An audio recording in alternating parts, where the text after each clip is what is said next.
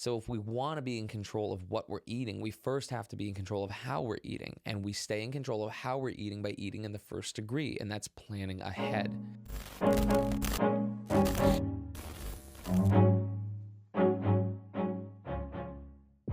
What's up, everybody, and welcome back to another episode of Bondi on Cheer. My name is Bondi, and here we have honest conversations about coaching, business, leadership, and long-term athlete development and cheerleading. Now, if you're a human being, you probably struggle with nutrition because it's difficult, and as human beings, we make it even more difficult.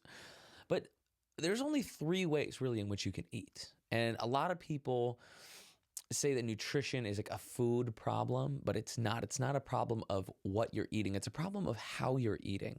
So we're going to talk about something I call the 3 degrees of eating framework and break down how you can take the mechanism that makes diets work sometimes when they do work and apply it to your life without actually having to follow some sort of like overly rigid, overly structured, overly restrictive diet that is quite honestly unsustainable, because they always are.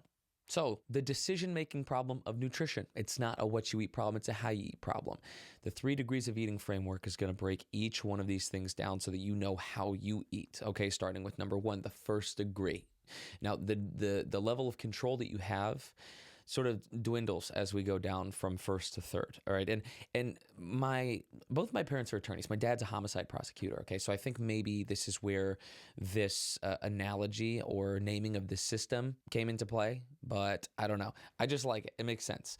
So the first degree of eating, this one is premeditated, right? So it's a plan ahead of time. You have full control. You are fully responsible. You took time to map out the future. So we're very forward thinking here, okay? You have the most control. And this is where things like meal prep come into play. So I feel like meal prep got a bad rap because it was very like gym bro, like, oh, dude, I got my meal prep, like a meal prepping. Like, have you meal prepped? Like, you got a meal prep so you can eat clean and get big. Just containers of rice and chicken and broccoli. So people they take it to an extreme. That's like everything else in life. But this first degree of eating is exactly that. It is planning out your meals, your food, for what your day, your week, your month looks like. So as a cheerleader, we have very busy schedules, right? So if I'm in high school or if I'm in college, even middle school, I have school. I have to take care of myself as far as like getting ready for school, doing my homework, like showering, eating. That's a big one of those. On top of a very busy schedule as a cheerleader, I need to make sure that I'm eating. And if I don't plan ahead, then oftentimes that gets lost.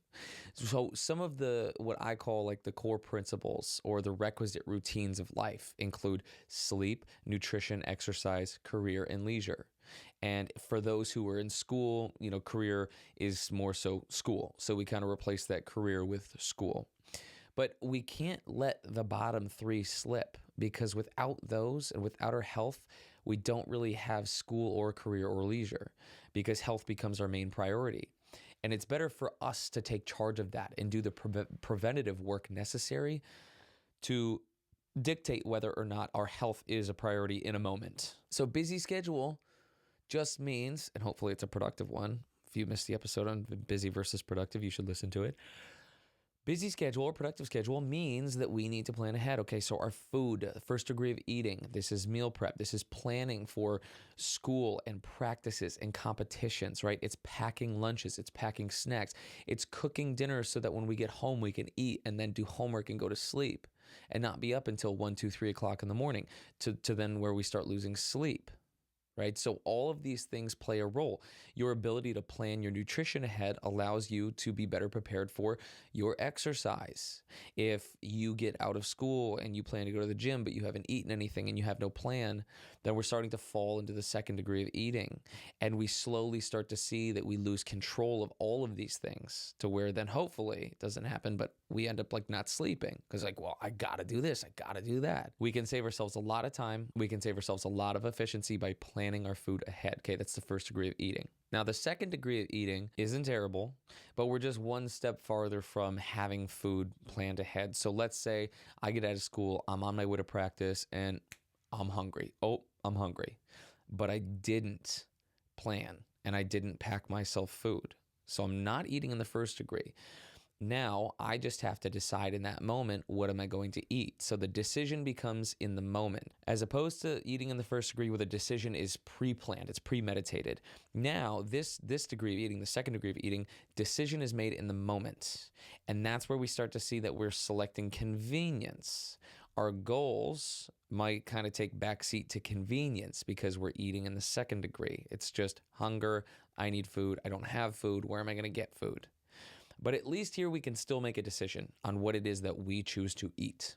So we have a little bit of control in the fact that we get to make a decision. We could wait until we get home to cook food. We could grab something on the way and try to make a more health-conscious choice, or just concerted effort at choosing something that aligns with our goals. Or we could not. And that's where we're, unlike the first degree of eating, where we don't have to rely on any sort of willpower. Here we have to rely on willpower. We have some control, we get to make a decision, but we have to rely on our ability to say, all right, this is what our goal is, this is what we should eat, and then executing on that. And then there's the third degree. And this is where hunger hits and we basically got one option or one set of options that aren't great. So cheer competition. We wake up, we compete. Now I'm hungry, but we got to get to awards, or we have another competition that day. We might not have time to go get food somewhere. We might be stuck with just what the cheer venue has to offer. And oftentimes now we're dealing with no decision. We're stuck with whatever the venue has to offer. We're stuck with whatever mom has in her purse. We're stuck with whatever we might have thrown in our backpack. But this is a situation in third degree where there wasn't even that sort of planning. So we don't have anything in our backpack. Mom doesn't have anything in her purse. We didn't plan ahead. This is third degree eating. You have zero control. There might be one place where you can get food at this venue, or in walking from one arena to the next. This is where you can see how we eat is really the foundational layer of what we eat and when we eat and why.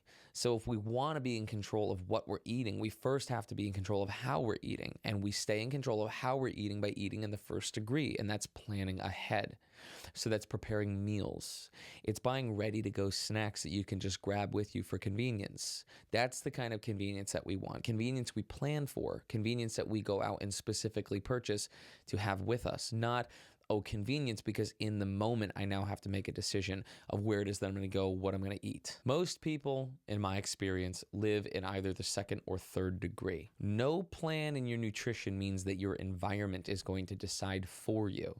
And in the third degree, that's worst case scenario because our environment is giving us basically one option. At least in the second, we still have a choice. The busier you are, the more important it is for you to prioritize eating in the first degree. And if you're somebody who constantly and consistently eats in the third degree, what we need to do is not try to take a perfect approach and just change everything at once. It's just trying to slowly move ourselves back up the ladder so we go from third to second, or even the majority of my week, majority of my day was spent in the second degree, though I found myself in a scenario of third degree. So just like cognitive biases, which are sort of like mental traps and tricks that our brain plays that, from evolution over time, just like those things can't be stopped, you can't really stop yourself from ending up in certain positions because it's inevitable. It's just making yourself conscious and aware of the fact that, this was a third degree eating situation I landed in here, or this is second degree. The more you're aware of it, the more you can make a conscious effort in moving yourself farther up the ladder to where we're hopefully then eating 90% of the time in the first degree. First degree gives you control. That control of how you eat allows you to then refine the what you eat. And then we can start looking at things like the when we're eating and why. And those matter less because a broken how gives us no ability to control the what and the when and the why. Don't shoot for perfection. Don't be overly rigid on yourself. All right, don't beat yourself up. Just start by recognizing the patterns. Are you eating in the first, second, or third degree? Try to move yourself from third to second or second to first. And don't focus on anything else until you've done that, because that how allows you to have a foundation to stack the what and the when and the why. It was a quick one for you all today. This is a really important pillar of nutrition that I wanted to carve out one of the talks and of the books that are going to be out soon. I don't have a release date, but we're revamping and relaunching the Practical Nutrition series that I have written. And that's just in one of the books and something I wanted to make a point to share with everybody. I'm going to break down how exactly you eat in the first degree down to, grocery shopping and planning ahead for when you grocery shop and how you grocery shop, and then what you should do as far as like preparing these meals, and we'll go through all of that. But that's it for today. A quick one. Hopefully you guys found something insightful, something that you could use, something you could implement. I highly encourage you do, because this is where real change exists. It's not in the, this perfect silver bullet diet. It's not in this new supplement. It's not in this beautifully crafted product that's meant to just make you want to buy it because, somebody good looking drinks it and mixes it in their water in the morning. It's none of that stuff, okay? It's your patterns. It's your habits. It's your how. Focus on that. You find success. That's a promise. All right, everybody. Thanks for listening. Thanks for tuning in. Appreciate the support, the love, everything, the outreach. I love it. The comments, likes, subscribes. Thank you. And I will see you all in the next episode.